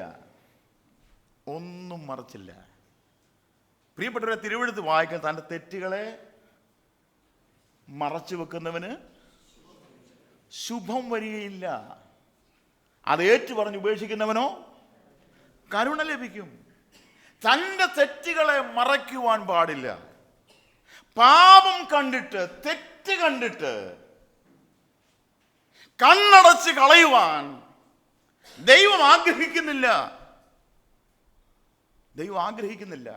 വളരെ ഗൗരവമായിട്ട് ഞാനും നിങ്ങളും മനസ്സിലാക്കേണ്ട ഒരു ആത്മീയ പാഠം അവിടെയുണ്ട്. പാപം കണ്ട് കണ്ണടച്ച് കളയുന്നവനല്ല ദൈവം. പഴയ നിയമത്തിലും പുതിയ നിയമത്തിലും ഞാൻ കഴിഞ്ഞ രാത്രി ഓർമ്മിപ്പിച്ചു. എബ്രായരും 12-ാം അധ്യായത്തിലും 29-ാമത്തെ വാക്യത്തിലും ആവർത്തന പുസ്തകം 4-ാം അധ്യായത്തിലും ഒരേ വാക്കാണ് ഉപയോഗിച്ചിരിക്കുന്നത്. എന്ത്? അവൻ ദഹിപ്പിക്കുന്ന അഗ്നിയാണെന്നാണ് രേഖപ്പെടുത്തിയിരിക്കുന്നത്. പാപം കണ്ടിട്ട് കണ്ണടച്ച് കളയുന്നവനല്ല ദൈവം. ഞാൻ വളരെ ഗൗരവമായി പറയട്ടെ പ്രിയപ്പെട്ടവരെ, കർത്താവ് നമ്മെ വിശേഷമായിട്ട് സഹായിക്കട്ടെ. ഇതിനകത്തുള്ള ദൈവമന്ദിരത്തിനകത്തുള്ള ഈ ജീവിതം ഇത് കുഞ്ഞുകളിയല്ല കേട്ടോ, കുഞ്ഞുകളിയല്ല. പാപം കണ്ടിട്ട്, പാപം ചെയ്തിട്ട്, സഹോദരന് നേരെ വമ്പ് പറഞ്ഞിട്ട്, ദൂഷണം പറഞ്ഞിട്ട്, സഹോദരനെ നശിപ്പിക്കാൻ ശ്രമിച്ചിട്ട് മുമ്പോട്ട് പോകാമെന്ന് ആരും വിചാരിക്കണ്ട. ദൈവത്തിൻ്റെ ആത്മാവ് വെളിപ്പെടുത്തുന്നു, ഒന്നും മറച്ചു വെക്കാൻ ഇടയാകരുത്. പാപത്തെ പാപമായി തന്നെ കണ്ട് അതിനോട് ക്രിയാത്മകമായി പ്രതികരിക്കാനായിട്ട് കഴിയണം. എൻ്റെ ചാൻസ് നഷ്ടപ്പെടുന്നു, എനിക്കുള്ള ബാക്കി ഞാൻ പറയേണ്ടത് നിങ്ങൾക്ക് മനസ്സിലാവുമല്ലോ. എനിക്കുള്ള വരുമാനം നിന്ന് പോകുന്നുള്ള കാരണത്താൽ, എനിക്കുള്ള അവസരം നിന്ന് പോകുന്നുള്ള കാരണത്താൽ ദൈവവചനം തുറന്നു വെച്ചിട്ട് വേണ്ടാത്തത് പറയാൻ ഇടയാകരുത്. ദൈവവചനം തുറന്നു വെച്ചാൽ ദൈവവചനത്തിൽ എഴുതിയിരിക്കുന്ന പ്രമാണം, അരുളപ്പാട് ഒന്നും മറച്ചു വെക്കാതെ വിളിച്ചു പറയുന്നവനാണ് ആര്? യഹോവയുടെ വിശ്വസ്ത പ്രവാചകൻ. സമയം തീർന്നു, ഒത്തിരി കാര്യങ്ങൾ ഇനിയും കിടക്കുകയാണ്. 3-ാം അധ്യായത്തിൻ്റെ 19-ാമത്തെ വാക്യത്തിൽ മറ്റൊരു വാക്ക് ശമൂവേലിനെ പറ്റി വായിക്കുന്നു. എന്താ വായിക്കുന്നത്? 3:19. എന്നാൽ ശമൂവേൽ വളർന്നു. എല്ലാവരും വളരുന്നില്ലേ? ജനിച്ച ഒരാൾ എന്ത് ചെയ്യുന്നുണ്ട്? എല്ലാവരും വളർന്നു. എന്താ ഇതിനത്തെ പ്രത്യേകത? ഇതിന് പ്രത്യേകത വല്ലതും ഉണ്ടോ? എന്നാൽ ശമൂവേൽ വളർന്നെന്ന് പ്രത്യേകമായിട്ട് എഴുതിയിരിക്കുന്നത്. അടുത്ത വാക്കെന്താ ചേർത്തിരിക്കുന്നേ?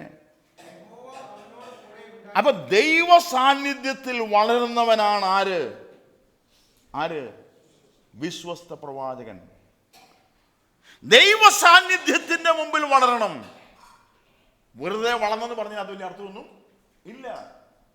യഹോവ അവനോട് കൂടെ ഉണ്ടായിരുന്നു. ദൈവ സാന്നിധ്യത്തിന്റെ മുമ്പിൽ അവൻ വളർന്നു.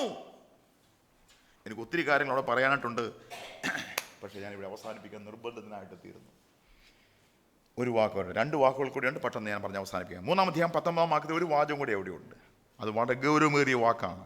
എന്താണത്? യഹോവയോട് കൂടി ഉണ്ടായിരുന്നു, ഇടവന്നില്ലെന്നാണോ? വളരെ ഗൗരവമായിട്ടാണ് ആ വാക്കൊന്ന് പരിശോധിക്കണം. അവൻ്റെ വചനം, ദൈവത്തിൻ്റെ വചനം കൈകാര്യം ചെയ്യുകയാണ് അല്ലേ?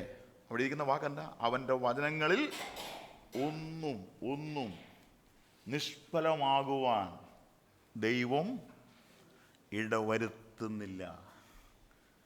പ്രിയപ്പെട്ടവരെ, നമുക്ക് നമ്മോടും ചോദിക്കാം, നാം സംസാരിക്കുന്നവരാണ്, നാം ശുശ്രൂഷിക്കുന്നവരാണ്. വചനം നിഷ്ഫലമായിട്ടാണോ പോകുന്നത്? വചനം അതിൻ്റെ പ്രവൃത്തി ചെയ്യും അല്ലേ? എല്ലാ കാലവും അതിൻ്റെ പ്രവൃത്തി ചെയ്യും. ഏറിയ കാലത്തിന് മുമ്പ്, കഴിഞ്ഞ ആഴ്ച നമ്മൾ ചിന്തിച്ചു, ഏറെ കാലത്തിന് മുമ്പ് പറഞ്ഞ 500 വർഷങ്ങൾക്ക് മുമ്പാണ് പറഞ്ഞത് എരിഹോ മുതൽ പണിയരുതെന്ന്. 500 വർഷം കഴിഞ്ഞിട്ട് അടിസ്ഥാനം ഇട്ടപ്പോൾ മൂത്തവും പോയി. അതുകൊണ്ട് പഠിച്ചില്ല. പഠിച്ചോ? ഇല്ല. രണ്ടാമത് പഠിപ്പര വെച്ചു. രണ്ടാമത് പോയി. പുള്ളിക്ക് സമാധാനമായി. പിന്നെ പെൺപുള്ളിയെ പറ്റി വായിക്കുന്നുമില്ല. പോട്ടെ. അയ്യോ, ദൈവത്തിൻ്റെ വചനം നിഷ്ഫലമാകുവാൻ സാധ്യതയുണ്ട് കേട്ടോ. ഞാൻ ഈ 2 ദിവസം ഇവിടെ ദൈവത്തിൻ്റെ വചനമാണ് പറഞ്ഞത്. എൻ്റെ ജീവിതത്തിൻ്റെ അനുഭവത്തിൽ ദൈവം എന്നെ പഠിപ്പിച്ചതായ ചില പാഠങ്ങളാണ്. ഒരു കമൻട്രിയെ നോക്കി കുറിച്ചെടുത്താന്ന് നിങ്ങൾക്ക് തോന്നുന്നുണ്ടോ? അല്ല, എനിക്കറിയാം. ഞാൻ അങ്ങനെ ചെയ്തിട്ടുമില്ല. ദൈവവചന ധ്യാനത്തിൽ ദൈവത്തിൻ്റെ ആത്മാവ് നൽകി തന്നതാണ് ഈ കഴിഞ്ഞ 2 ദിവസവും ഞാൻ പറഞ്ഞത്. ഞാൻ ഇത്ര ശക്തമായിട്ട് ചങ്ക് പൊട്ടിച്ച് ഇവിടെ പറഞ്ഞിട്ട് എൻ്റെ ജീവിതം ദൈവത്തിന് പ്രസാദകരമാകുന്നില്ലെങ്കിൽ, ഞാൻ അവിശ്വസ്തനാണെങ്കിൽ, പ്രിയപ്പെട്ടവരെ, ഗൗരവമായി ഞാൻ പറയട്ടെ, ആ വചനം ഫലമില്ലാതെയായി പോയി, നിഷ്ഫലമായി പോയി. ഞാൻ നിങ്ങളും ഗൗരവമായിട്ടൊന്ന് ചിന്തിക്കുക. നാളിതുവരെ പറഞ്ഞ തിരുവെഴുത്തുകൾ അത് നിഷ്ഫലമാകുവാൻ ദൈവം ഇടവരുത്തുന്നില്ല. അതിൻ്റെ പിന്നൊരു ത്യാഗമുണ്ടാകണം, അതിൻ്റെ പിന്നൊരു പെയിൻ ഉണ്ടാകണം. അതല്ല എങ്കിൽ പൗലോസ് ഒരിക്കൽ പറഞ്ഞു, ഞാൻ ഓടിയത് അധ്വാനിച്ചതൊന്നും വൃഥാവല്ല. പക്ഷെ അത് വൃഥാവായി പോകുവാൻ സാധ്യതയുണ്ട്. സമയമില്ലെങ്കിൽ ഞാൻ ചോദിക്കട്ടെ, ദൈവകൃപ വൃഥാവായി പോകുമോ? ഇല്ല. ദൈവകൃപ വൃഥാവായി പോകുമോ? ഉപദേശപ്രസംഗമൊന്നും പറഞ്ഞിട്ടില്ലേ, എന്നെ ക്രൂശിക്കരുത്. രക്ഷ നഷ്ടപ്പെട്ടു പോകുന്ന കാര്യമൊന്നുമല്ല. ഞാൻ നിങ്ങളും പ്രാപിക്കുന്ന ദൈവകൃപ ദൈവത്തിന് ഉപകാരപ്രദമായില്ലെങ്കിൽ നിഷ്ഫലമായി പോകുമോ? പോകുമോ? പോകും. 1 കൊരിന്ത്യർ 15-ാം അധ്യായത്തിന്റെ 7-ാം വാക്യത്തിൽ വായിക്കുന്നുണ്ട്, ഞാൻ ആകുന്ന ദൈവകൃപയാൽ ആകുന്നു, എന്നോടുള്ള അവന്റെ കൃപ വ്യർത്ഥമായതുമില്ല. 2 കൊരിന്ത്യർ 5-ാം അധ്യായത്തിന് 2 കൊരിന്ത്യർ 6-ാം അധ്യായത്തിന് 1-ാമത്തെ വാക്യം വായിക്കാമോ? 2 കൊരിന്ത്യർ 6:1 എന്താ വായിക്കുന്നേ? സമയം കഴിഞ്ഞ് ഞാൻ അവസാനിപ്പിച്ചോളാം കേട്ടോ, സോറി. 2 കൊരിന്ത്യർ 6:1 എന്താ വായിക്കുന്നത്? നിങ്ങൾ ആ വാക്ക് എങ്ങനെയാണ്?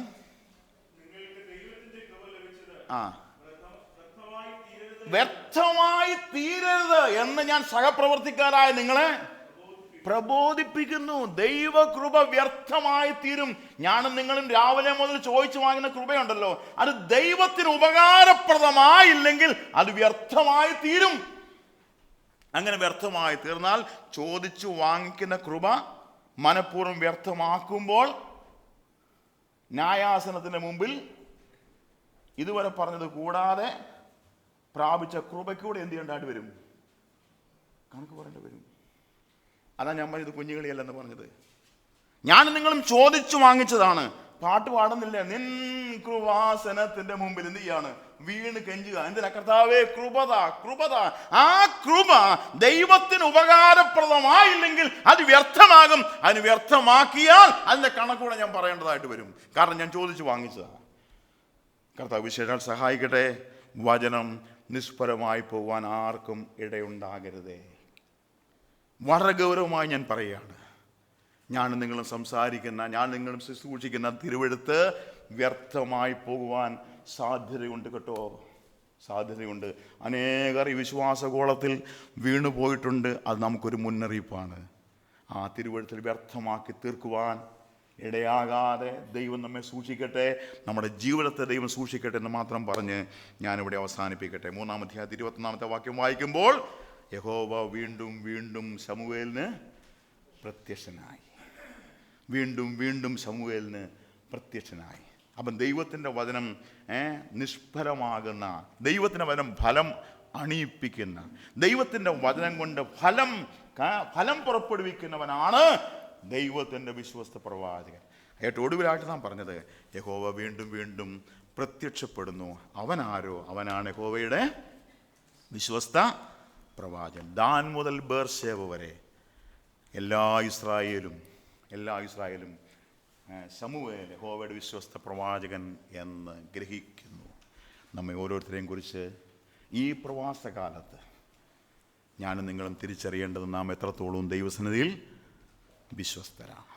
ഇന്ന് രാത്രിയിൽ നാം പ്രാർത്ഥനയ്ക്കായി നമ്മുടെ കണ്ണുകൾ അടയ്ക്കാൻ പോവുകയാണ്. അതിനു മുമ്പ് ഞാൻ ചോദിക്കട്ടെ, ആരാണ് യഹോവയുടെ വിശ്വസ്ത പ്രവാചകൻ? എന്നെക്കുറിച്ച് ദൈവം ഈ സാക്ഷ്യം പറയുന്നു. എൻ്റെ പ്രവാസകാലം സ്റ്റേ ഓൺ എർത്ത് കഴിഞ്ഞ നമ്മൾ ചിന്തിച്ചതാണല്ലോ. ഈ ഭൂമിയിൽ ഞാൻ ആയിരിക്കുന്ന, എന്നെ ശേഷിപ്പിച്ചിരിക്കുന്ന ഈ ദിവസങ്ങളിൽ ഞാൻ എത്രത്തോളം വിശ്വസ്തനാണ്.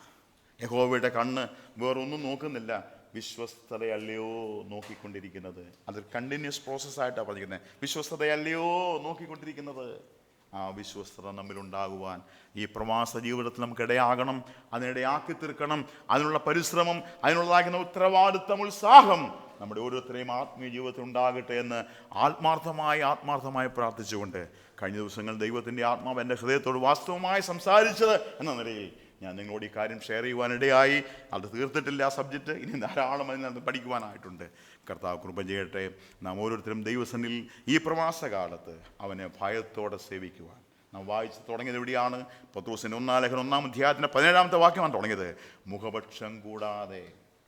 മുഖപക്ഷം കൂടാതെ ന്യായം വിധിക്കുന്നവനെ നിങ്ങൾ പിതാവ് എന്ന് വിളിക്കുന്നുവെങ്കിൽ നിങ്ങളുടെ പ്രവാസകാലം ഭയത്തോടെ കഴിക്കുക. ഇന്ന് രാത്രി നാം ഓർക്കുകയുണ്ടായി, യഹോവയായ ദൈവത്തെ ഭയപ്പെട്ട് പൂർണ്ണ ഹൃദയത്തോടു കൂടി അവനെ സേവിച്ച് ആ ദയയും വിശ്വസ്തതയും മനസ്സിലാക്കിക്കൊണ്ട് ഭയത്തോടും ഭക്തിയോടും കൂടെ അവനെ സേവിക്കുവാനും അവന് പ്രസാദകരമായി ജീവിപ്പാനും അവൻ്റെ വനം നിഷ്ഫലമാക്കാതെ ഫലം പുറപ്പെടുവിക്കുന്നതിനായിട്ട് തീരുവാൻ സർവകൃപാലുവായ ദൈവം നമ്മെ സഹായിക്കട്ടെ എന്ന് ആത്മാർത്ഥമായി ആഗ്രഹിച്ചുകൊണ്ട്, എനിക്ക് ലഭിച്ച ഈ അവസരത്തിൽ ദൈവനാമത്തിൽ ഹൃദയംഗമായ നന്ദി അറിയിച്ചുകൊണ്ട്, കർത്താവ് നമ്മോട് സംസാരിച്ച വിഷയങ്ങളെ നമുക്ക് ഒരുമിച്ച് ഏറ്റെടുത്തുകൊണ്ട് ഭക്തിയുള്ള ഒരു ജീവിതം ജീവിപ്പാൻ ഈ വാക്കുകളും കാരണമായി തീരട്ടെ.